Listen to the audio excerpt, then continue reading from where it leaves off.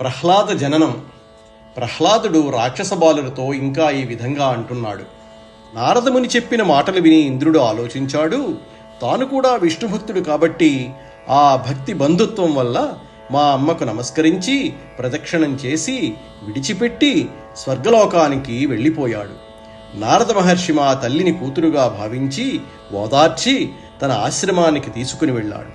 అమ్మా, నీవు పరమ పతివ్రతవు. నీ కడుపులో మహాభక్తుడైన ఒక బాలుడు పెరుగుతున్నాడు. నీ భర్త తపస్సు చేసి వరాలు పొంది తప్పక తిరిగి వస్తాడు. అప్పటి వరకు నీవు ఇక్కడే ఉండు అని నారదుడు ధైర్యం చెప్పాడు. అందుకు మా అమ్మ సరేనని ఒప్పుకొని తన కడుపులో ఉన్న కుమారుని క్షేమం కోరుకుంటూ నారద మహర్షికి సేవలు చేస్తూ ఉండేది.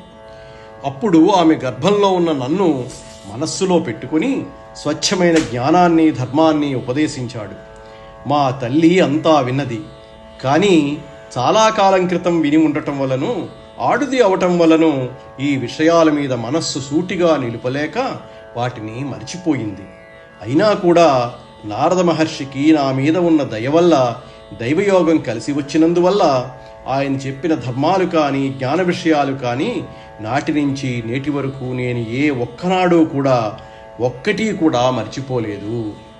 ఈ నారద భక్తితత్వం తెలుసుకుంటే దేహాభిమానాలు మమకారాలు తొలగిపోతాయి, ఉత్తమమైన భక్తి ఏర్పడుతుంది అని నారదోక్త ప్రకారమున బాలకులకు ప్రహ్లాదుండిట్లనియే ఈశ్వరమూర్తి అయిన కాలంబునం చేసి వృక్షంబు కలుగుచుండ ఫలంబనకు జన్మ సంస్థాన వర్ధనాప క్షీణత్వ పరిపాకనాశంబులు ప్రాప్తంబులైన తెరంగున దేహంబునకున్గాని షడ్భావ వికారంబులు ఆత్మకు లేవు.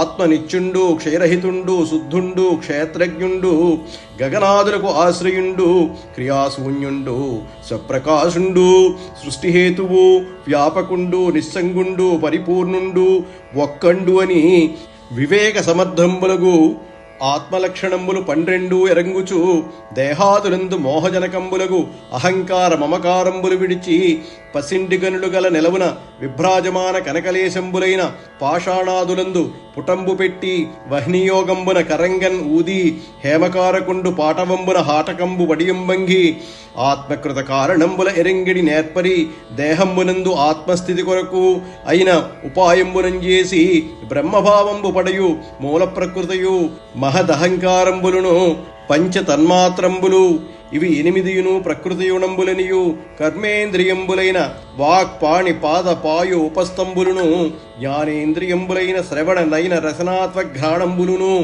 మనంబును మహీసలిలవి తేజోవాయు గగనంబులను ఇవి 16 వికారంబులనియు కపిలాది పూర్వాచార్యుల చేత చెప్పంబడియే. సాక్షిత్వంబున ఈ 27 ఆత్మకూడియుండు పెక్కింటి కూటున దేహము అదియు జంగమస్థావ రూపంబున 2 విధంబులయ్యే. మూల ప్రకృతి మొదలైన వర్గమ్మునకు వేరై మణిగణంబులంజొచ్చియున్న సూత్రంబు చందంబున ఆత్మ ఇన్నింటి యందునంజొచ్చి దీపించు. ఆత్మకు జన్మస్థితిలయంబులు కలవంచు మిథ్యాతత్పరులకు వివేక శుద్ధమైన మనంబునం చేసి విచారించి దేహంబునందు ఆత్మ వెదకవలయును. ఆత్మకు అవస్థలు కల అట్లుండుగాని అవస్థలు లేవు.